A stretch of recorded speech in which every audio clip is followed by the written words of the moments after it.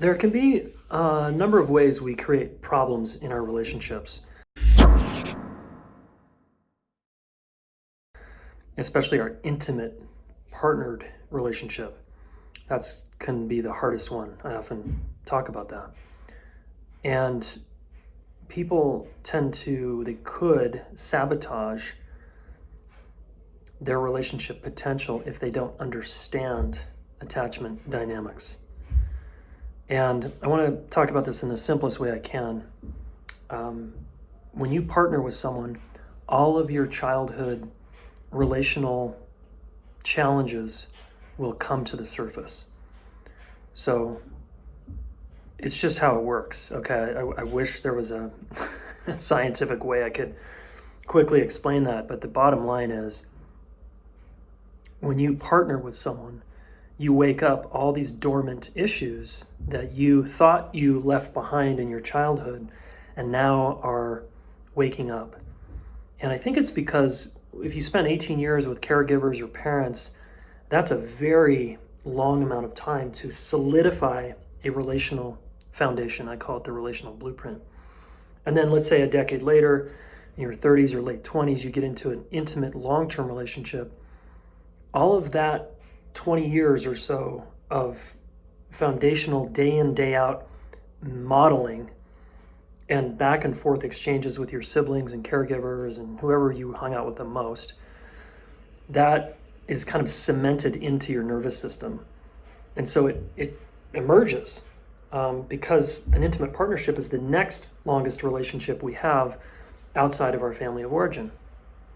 And after the honeymoon phase, after a couple of years, 3 years or whatever, you're going to have a lot of challenges with the person you're with. And your attachment blueprint will emerge.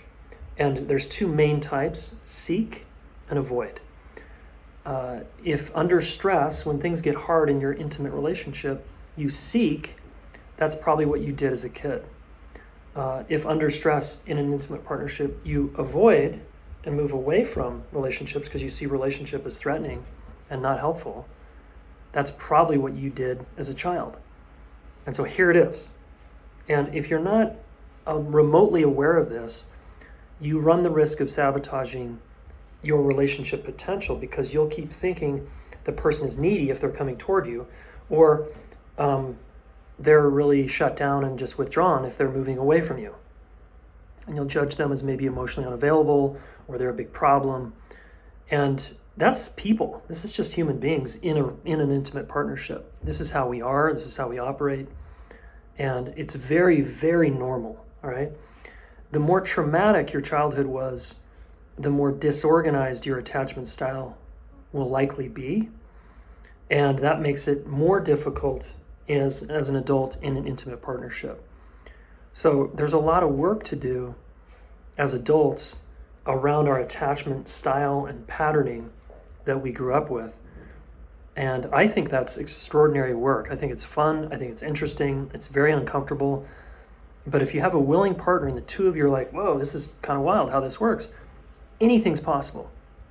You can create a secure attachment together as adults if you know how to work with your attachment patterning.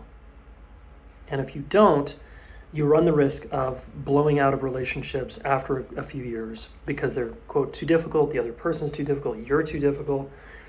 And the truth is, none of us are too difficult, I don't think, in most normal situations. We actually can work with all of that material, and that is the exact thing we need to do to create a secure, stable, long-term relationship. So, as always, do the work to create that. Educate yourself on what attachment even means, what it is. We have done tons of articles on this and podcasts.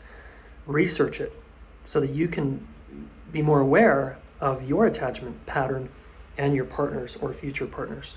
That way you set yourself up for success. Okay, awesome. Leave a comment below or somewhere where this video is, and let us know if this was helpful or what questions you have.